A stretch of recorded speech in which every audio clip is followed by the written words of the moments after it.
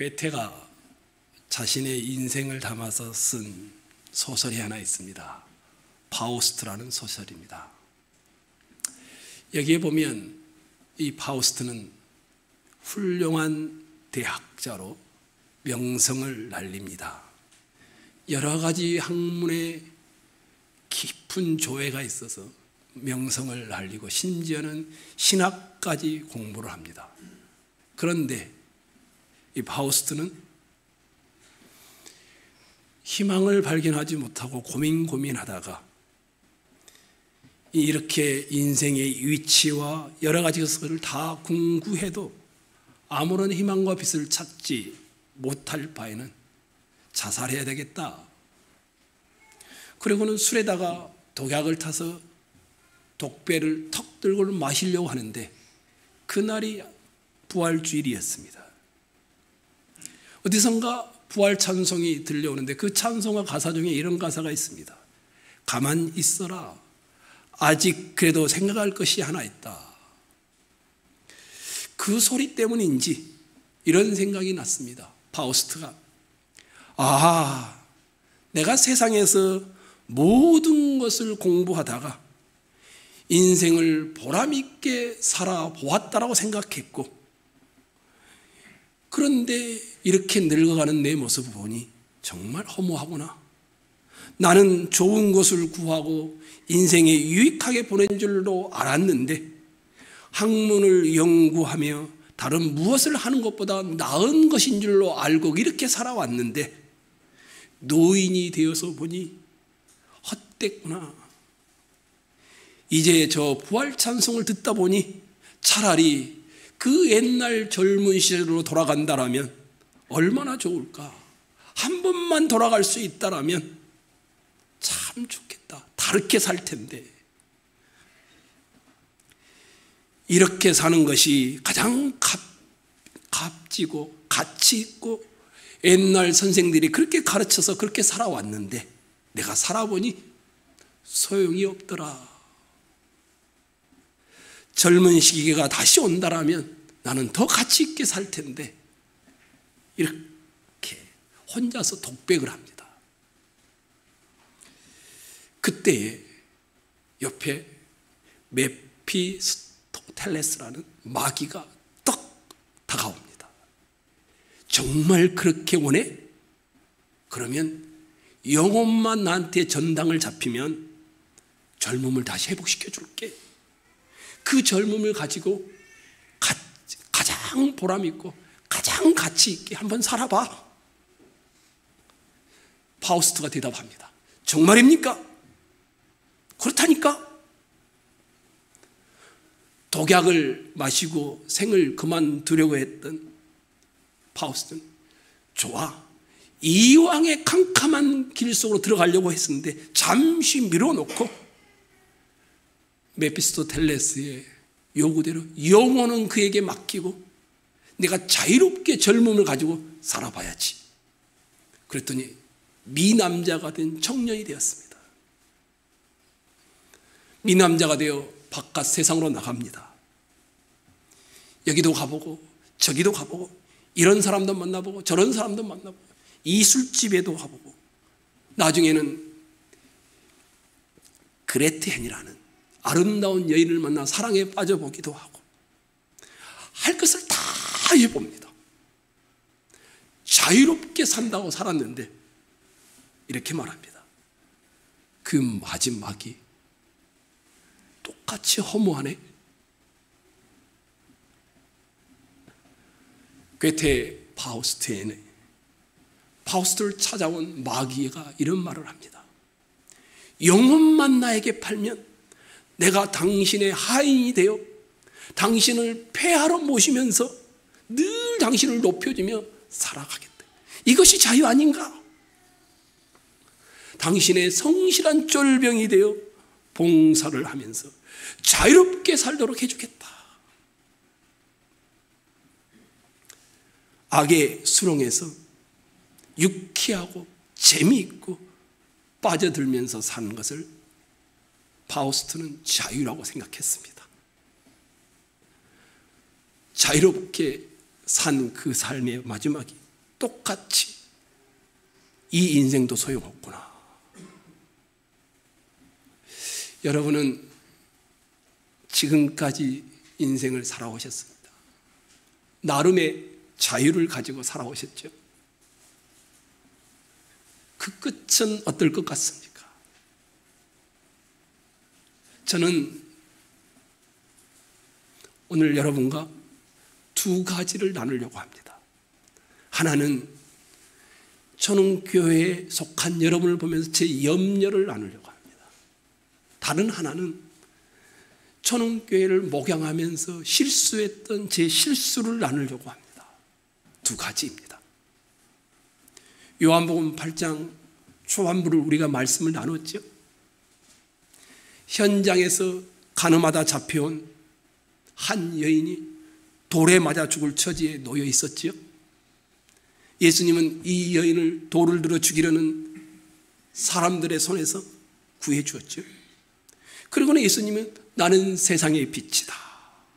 나를 따른 자는 어둠에 다니지 않고 생명의 빛을 얻을 것이다. 다시는 죄를 범치 않는 길, 어둠에 다니지 않는 길을 주님을 매일매일 그 빛을 만나는 것이다라고 소개합니다. 근데 이것을 어디서 했죠? 성전 안에 헌금함 앞에서 공개적으로 한 것이었습니다. 나는 세상의 빛이다. 어둠에 다니지 아니하는 길을 말했습니다. 그런데 그곳에 있던 무리들은, 유대인들은 오히려 더 미움과 악한 마음이 더 커졌습니다. 그런 그들을 향하여 예수님이 오늘 본문의 내용을 말하고 있는 것이었습니다. 오늘 본문은 두 부분으로 나누어 볼 수 있습니다. 20절로 24절 그리고 그 나머지입니다. 이렇게 21절이 시작하죠. 다시 이르시되 내가 가리니 너희가 나를 찾다가 너희 죄 가운데서 죽겠고 내가 가는 곳에는 너희가 오지 못하리라. 내가 가리니 무슨 말일까요? 28절을 보면 인자를 든 후에라는 것과 연관시켜보면 예수님이 십자가에 죽으시고 3일 만에 부활하시고 하나님 보좌에 승천하실 것을 가리키는 내용입니다. 이제 내가 곧 떠나갈 것이다, 이런 말이죠. 그런데 너희는 나를 찾다가 너희 죄 가운데서 죽겠고 내가 가는 곳에는 너희가 오지 못하리라. 내가 떠나고 난 후에도 여전히 나를 죽이고 핍박하기에 찾을 것이라는 말이었습니다. 예수님을 대적하던 저들이 태도를 바꾸지 않죠. 십자가와 부활과 승천을 보고도 예수뿐만 아니라 예수의 교회를 끝까지 핍박하고 그 죄 가운데서 망할 것이다, 이런 말을 합니다. 그냥 망한다가 아닙니다. 죄 가운데서 망한다, 이렇게 말합니다. 그러니까 불신앙하고 거부하고 있는 유대인들의 경고하신 예수님이 너희가 죄 가운데서 망한다, 죽는다라는 말은 죄 때문이라는 말이고, 예수님을 따르는 자에게 주어지는 생명이라는 말은 죄가 해결된 생명을 가리키는 내용이었습니다. 뿐만 아니죠. 내가 가는 곳에 오지 못한다, 21절에 그럽니다. 그러니까 저들이 왜 예수님이 가는 곳에 오지 못하냐면 죄 때문인 것이었어요. 그러면 누군가가 예수님이 계시는 곳에 간다라면 죄의 문제가 해결된 사람이 가는 것이었습니다. 오이상 목사님과 함께 요한복음 14장, 우리 김병수 집사님과 함께 요한복음 14장을 여러분이 낭독했죠. 내가 너희를 위하여 초소를 예비하러 가노니 가서 너희를 위하여 초소를 예비하면 내가 다시 와서 너희를 내게로 영접하여 나 있는 곳에 너희도 있게 하리라. 내가 가는 곳에 그 길을 너희가 알리라. 예수님이 초소를 예비하러 가요. 죽으시고 부활하시고 승천하여서 초소를 예비하러 간다고 하시죠. 그러면서 이렇게 말합니다. 예수께서 가라사대 내가 곧 길이요 진리요 생명이니 나로 말미암지 않고는 아버지께로 올 자가 없느니라. 무슨 말입니까? 예수님이 가서 예비하실 처소가 십자가와 부활을 그리고 승천하여 예비하실 처소가 생명과 관계가 있는 겁니다. 생명과. 그러니까 예수님이 가시는 곳, 예수님이 계시는 곳, 생명의 영역이라는 뜻이죠. 죄 가운데서 죽지 않는 은혜가 있는 곳, 죽음으로 인한 저주와 형벌이 없는 곳, 생명을 누리는 나라, 이것을 예배하겠다라고 하시는 것이었습니다. 그러나 이런 예수님의 말씀을 이해하지 못하는 유대인들은 빈정거립니다. 그가 자결하려고 하는가? 말씀을 들어도 받아들이지 않습니다. 거부를 하되 말씀을 이해하지 못해서가 아니라 그냥 조롱하고 비웃는 것이었습니다. 예수님의 말씀과 증거를 받아들이지 않는 근본적인 이유에 대하여, 차이에 대하여 예수님이 말씀하시죠. 23절에 예수께서 이르시되 너희는 뭐라고 합니까? 아래서 났고 나는 위에서 났으며 너희는 이 세상에 속하였고 나는 이 세상에 속하지 아니하였느니라. 땅에 속한 자, 아래에서 난 자와 하늘에 속한 자의 현격한 차이를 말씀하죠. 예수님이 어디서요? 위에서 오셨다라고 말씀합니다. 예수님은 하늘에서 오신 구원자라고 하십니다. 예수님은 출신이 천국의 출신이라고 합니다. 하나님 나라에서 오신 하나님이시라는 겁니다. 그러니까 예수님이 내가 가리니 이 말도 어디로 간단 말일까요? 자기의 원래 처소로 간다라는 표현입니다. 천국이죠. 나는 위에서 났다. 이뿐만 아닙니다. 예수님이 하는 말을 좀 보십시오. 26절도 한번 여러분 눈으로 봐보십시오. 아버지가 나를 보내셨다. 보냄을 받은 겁니다. 위로부터. 29절에도 나를 보내신 이가 나와 함께 하신다. 보내신 분이 함께 하고 있다. 26절, 28절에도 나는 아버지께 보고 들은 말을 한다.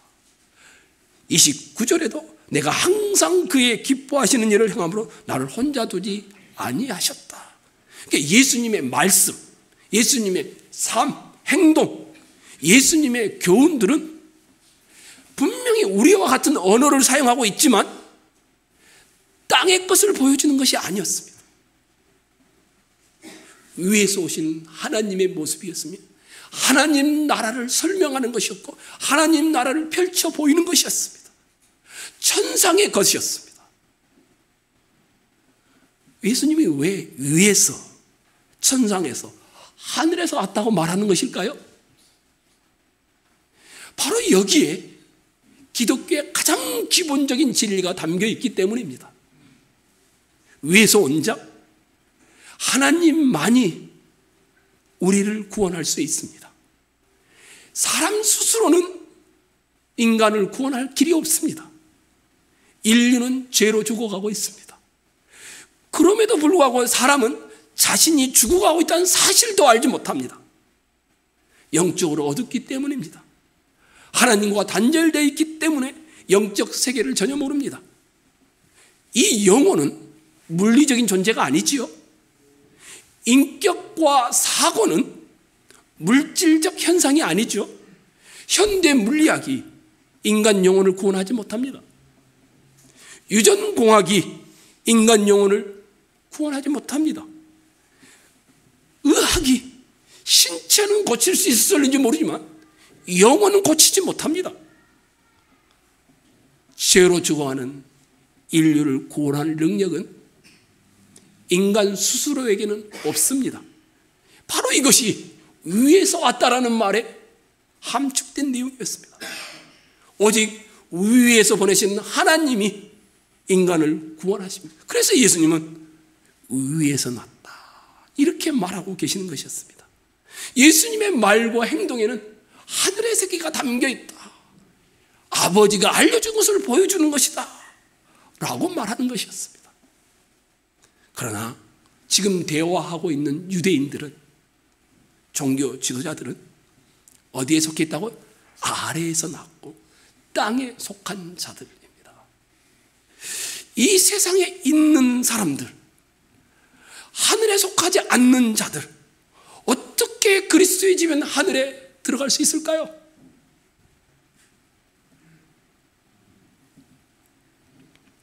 제 가운데 죽으리라 말씀하셨죠. 새로운 생명인, 새로운 생명을 주는 예수님을 믿지 아니하면 너희가 죄 가운데 죽으리라. 24절에 그렇게 되어 있죠. 예수님께서 누구신지 알며 예수님이 죄인을 위하여 행하신 일이 무엇인지, 예수님이 베푸신 은혜가 어떤 것인지를 알고 믿음으로서만, 달리 말하면 우리의 인생을 예수님께 부탁하는 것으로서만 우리는 죄 가운데 죽지 않고 생명의 나라에 들어간다라는 말씀을 하고 있는 것이었습니다. 전흥교회에 속한 여러분, 육신의 생명이 아닌 예수가 십자가에서 죽으시고 부활하여 앞서가서 예비하신, 만들어 놓으신 다른 생명의 나라, 이것을 소유하고 계시나요? 이게 저의 가장 큰 염려 중에 하나입니다. 여러분과 저는 이제 얼마 안 있으면 헤어집니다.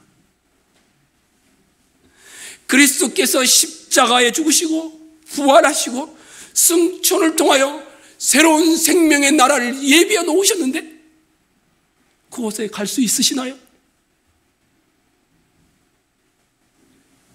그 생명의 집에 갈 수 있는 자는 죄의 문제가 해결된 자만이 갈 수 있다고 하는데, 여러분들은 죄 가운데서 망하지 않을 자신이 있으시나요?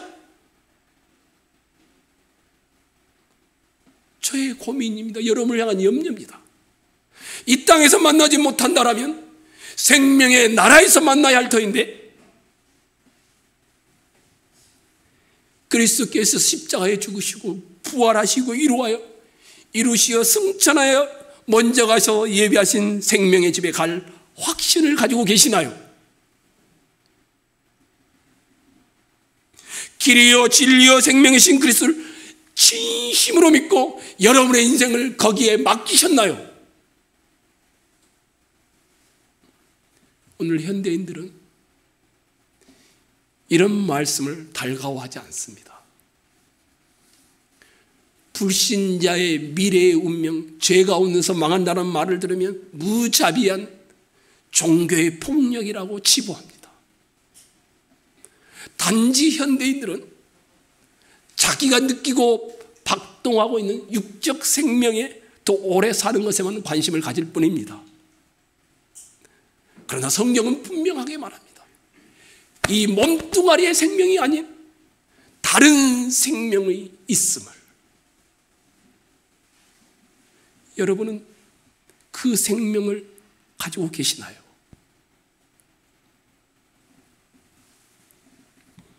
저희 두 번째 고민을 나누려고 합니다. 실수이죠. 예수님이 하늘에서 왔든지 말든지 사람들은 자기가 판단하고 자기가 생각하고 자기가 결정을 해야 됩니다. 그래서 너희가 나를 찾다가 너희 죄 가운데서 죽겠고, 유대인들은 그때도 그랬고 지금까지도 메시아를 기다리고 찾고 있습니다. 내가 가는 곳에 너희는 올 수 없으리라. 그랬더니 유대인들이 빈정거리면서 조롱합니다. 그가 자결하려는가? 그런 그들을 향하여 나는 위에서 났고 너희는 아래에서 났으며 더욱이 너희는 하나님을 미워하고 대적하다가 멸망할 세상에 속한 자이는 나는 너희와는 달리 이런 세상에 속하지 않았다. 이렇게 말씀합니다. 그리고는 한 번 더 강조합니다. 이런 세상에 속한 자는 죄 가운데서 반드시 망하여 죽게 된다. 이런 말을 다 들었어요. 기본 진리죠. 바리새인들과 유대인들이 예수님을 바라보면서 질문합니다. 너는 누구냐? 너는 누구냐? 이 질문은 예수님을 믿어보고 생각해봤다는 질문이 아니었습니다. 의도적으로 배척하고 깔아뭉기려는 질문이었습니다. 왜냐하면 자기들의 불신을 지적하고 불신의 운명을 설명하고 있기 때문이었습니다. 이런 거친 반문에 예수님께서 대답하시죠.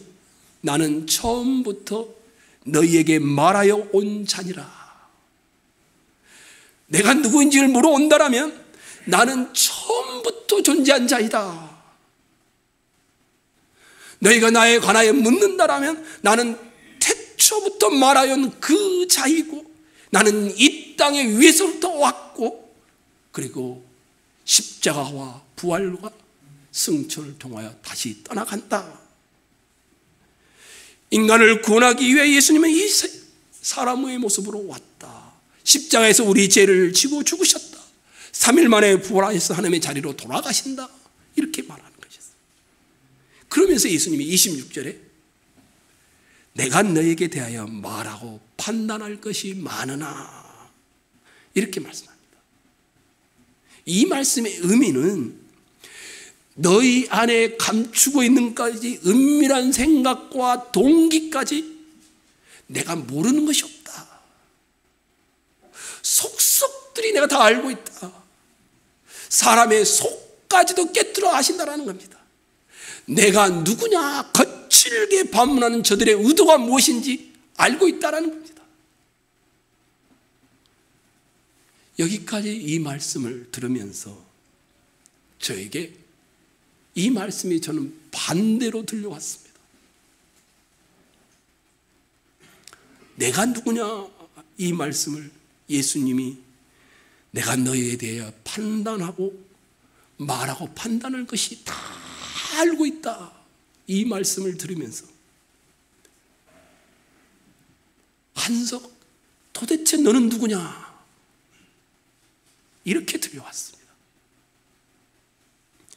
조금 더 확대하면 예수님은 지금 우리에게 묻습니다.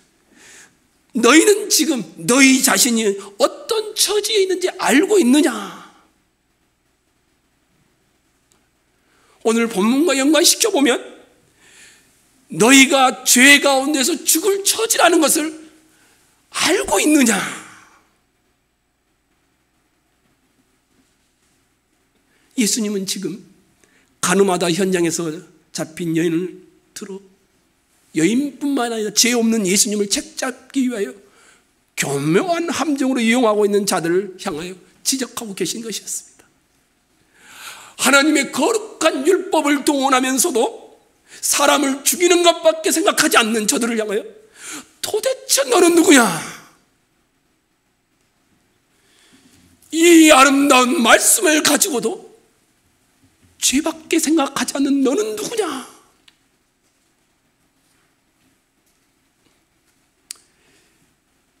기독교를 잘못 알고 있는 사람들은 예수를 믿으면 착하게 사는 것이라고 생각합니다.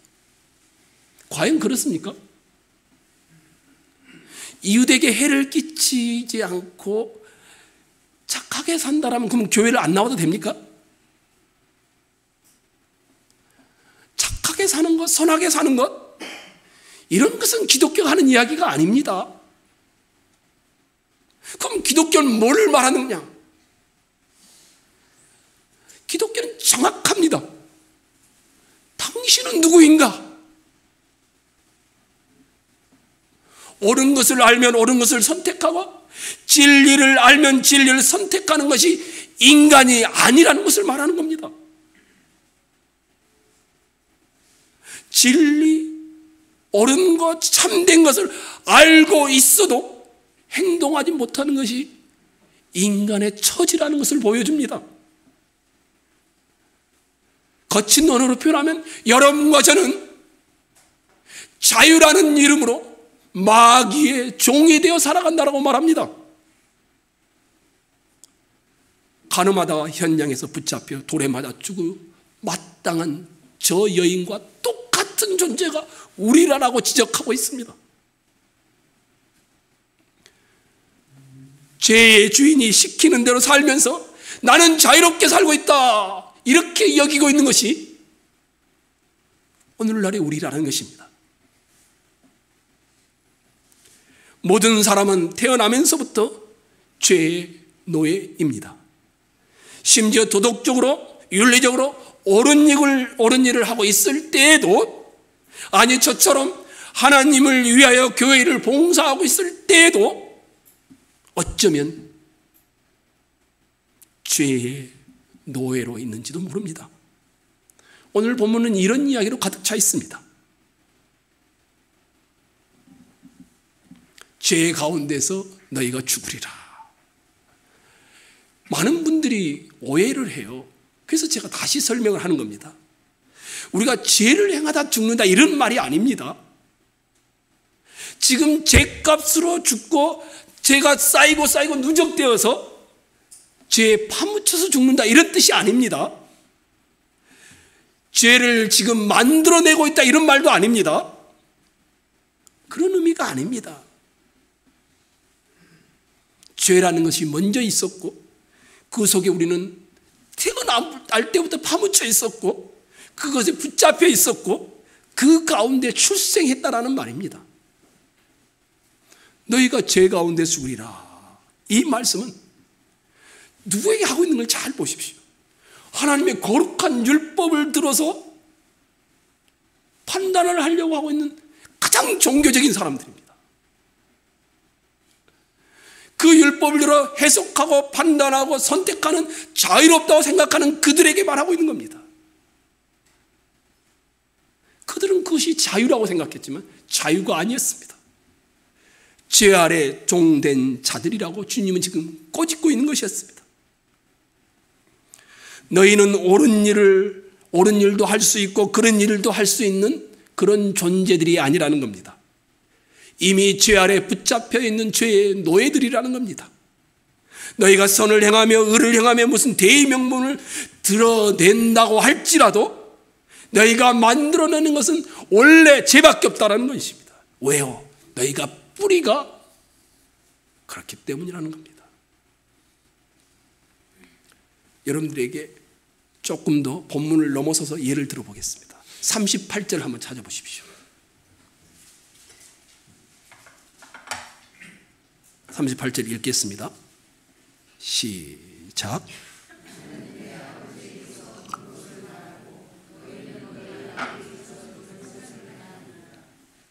예수님이 유대인들과 계속 논쟁하고 대화하면서 하는 말이에요.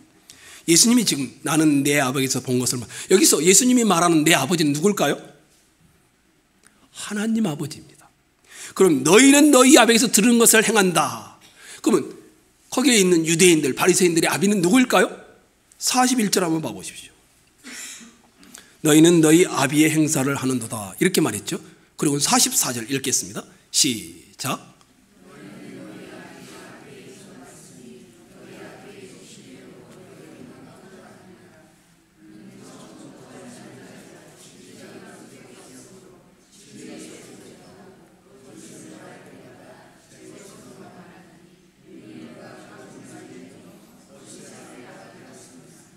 저들의 아비는 누구라고요?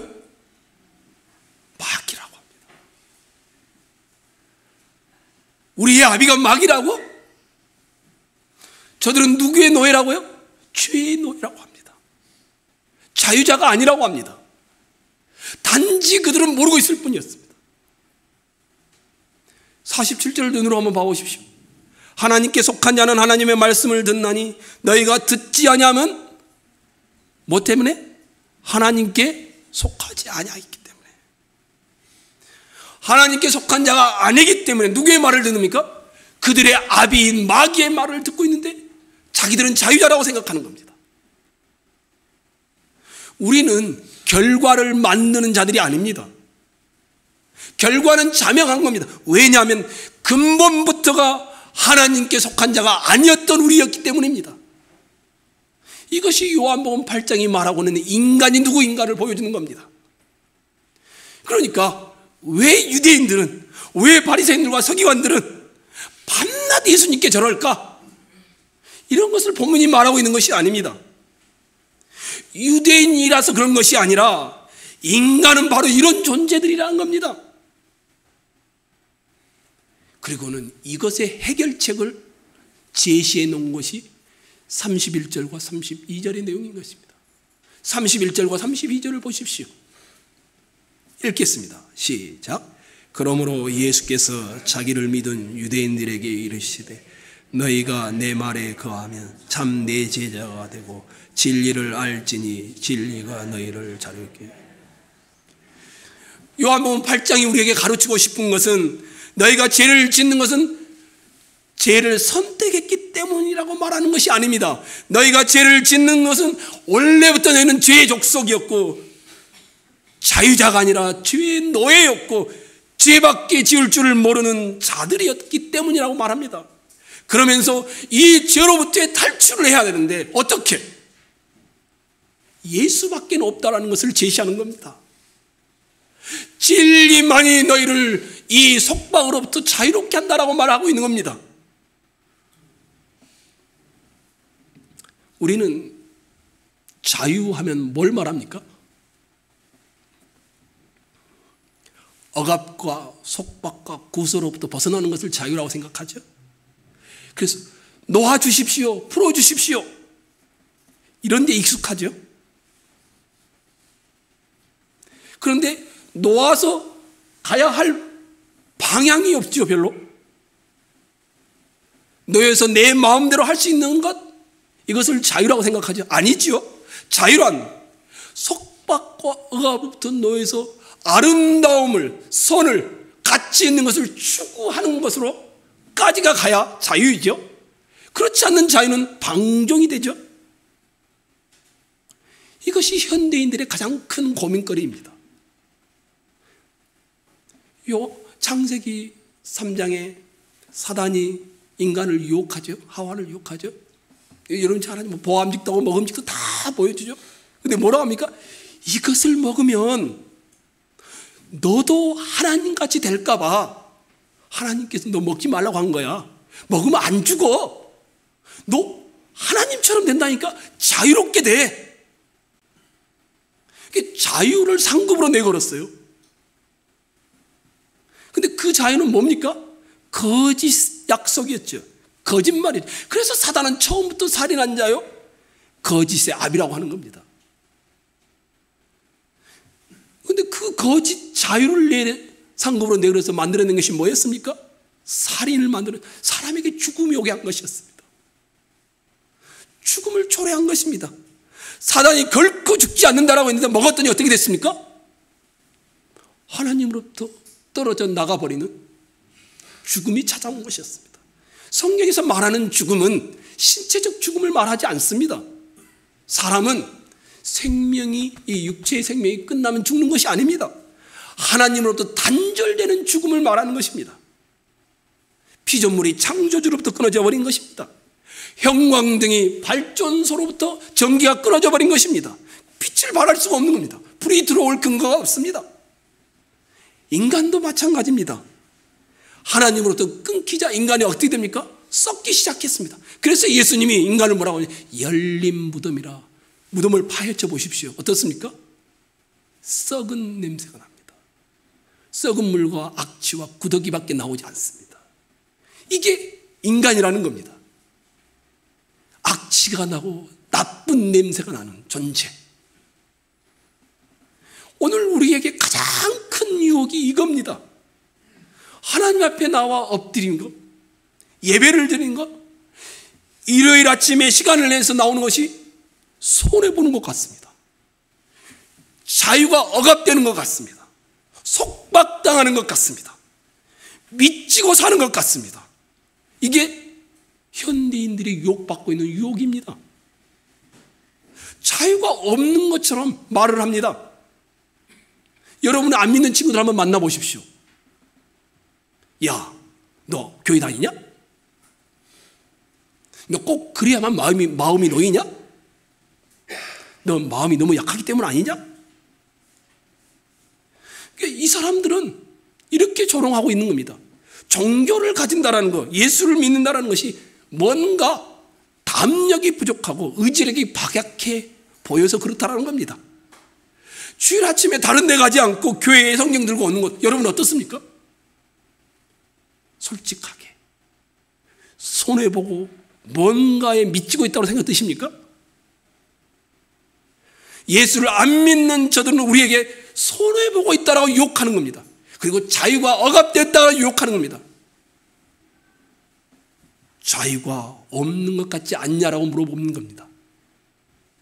지금 성경이 하는 이야기가 똑같습니다. 자기는 자유롭다고 생각하는데 죄의 종이고 선택할 재량이 있다고 생각하는데 선택할 재량이 없는 죄밖에는 생산하지 못하는 것이 인간이라고 못 박아버립니다. 제가 전원교회 목회를 하면서 실패한 이야기를 한다고 했죠. 두 번째, 이 이야기입니다. 제가 전원교회 목회를 하면서 하나님께 여러 차례 따진 적이 있습니다. 하나님, 제가 실수도 있고 연약하지만 그래도 제가 본질을 추구하는 목회를 하려고 하지 않았습니까? 바른 교회를 세워보려고 하지 않았습니까? 하나님, 내가 때로는 넘어지기도 하고 실수를 했던 것은 내가 인정합니다. 그래도 내가 옳은 길을 가지 않았습니까, 하나님? 그러니 인정해 주셔야죠. 저는 하나님에 대한 열심을 가지고 있고 교회를 위하여 생명을 내어놓을 만큼 사랑했고 이런 마음과 제 방향에 있었으니 하나님 앞에서 세워졌다라고 생각했습니다. 그런데 지금 돌아보니까 아직도 먼 것이었습니다. 인간은 절대 방향이 옳다라고 해서 옳은 것을 추구한다라고 해서 그것이 정당성을 부여하지 못한다는 것을 알게 된 것입니다. 이런 좋은 것들 다 가지고 있으면서도 제 안에 시기와 분쟁과 열등과 비교식과 살인과 당짓는 것이 교회 안에 얼마든지 일 수 있었다는 것을 몰랐던 것입니다. 아니, 지식으로만 알고 있었던 것입니다. 그러고 보니까 전원교회가 가장 좋은 교회라고 자부했는데 우리 교회 안에도 여전히 썩은 냄새가 나는 것을 이제야 확인하게 된 겁니다. 오늘 본문이 이것을 지적하고 있는 겁니다. 지금 너희가 무엇을 선택하라 이런 말이 아닙니다. 왜 죄를 짓느냐 이런 추궁도 아닙니다. 너희가 죄를 짓는 이유는 너희 속에 깊이 깊이 뿌리박혀 있는 근본이 그렇기 때문이라고 말하는 겁니다.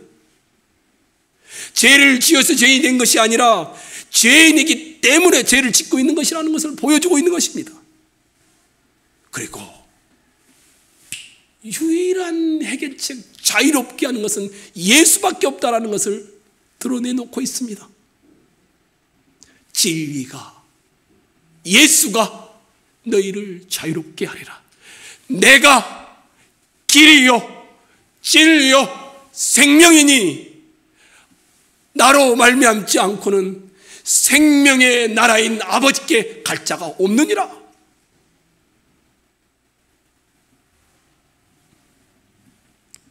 여러분에게 이제 부탁을 합니다.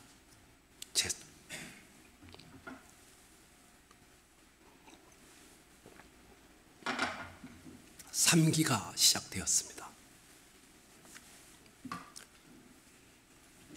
돌아오십시오. 내가 착하다는 것, 내가 선하다는 것을 던지십시오. 다시 돌아와 하나님 앞에 매일 나를 바치는 싸움을 시작하십시오. 돌이키십시오. 예수 그리스도께 내 인생을 맡긴 이상 다시 두 손을 들고 항복하십시오. 그리하여 더 이상 교회 안에 있으면서도 죄의 노예가 사는 자가 되지 마시고 하나님을 향하여 나아가는 자유를 맛보시기를 소망합니다. 조금 더 구체적으로 돌이키십시오. 돌에 맞아 죽어가고 있는 스데반의 얼굴을 성경이 뭐라고 묘사한 줄 아십니까? 뭐라고 하죠? 천사와 같다라고 합니다. 상상이 안 됩니다. 돌을 막고 있는 스데반의 얼굴이 뭐가 같다고요? 천사와 같다고 합니다. 죽어가는데 돌을 던진 자들의 얼굴을 상상해 보았습니다. 성경에 나와 있지 않지만 마귀와 같았을 것입니다. 여러분, 제3기의 사역에 예수님을 믿는 이 희열, 빨리 죽어가면서도 억울하게 죽어가면서도 천사와 같은 얼굴을 할 수 있는 이 가치, 여기로 돌이키십시오. 예수님을 믿는 특권이 무엇인지 감옥 안에서, 감옥 밖에 있는 빌립보 성도들을 향하여 기뻐하라, 내가 다시 말하노니 기뻐하라. 복음이 주는 이 영광 때문에, 자유 때문에 맛을 알고 돌이켰던 우리도 그렇게 3기의 전운교회가 되기를 주의 이름으로 축원합니다.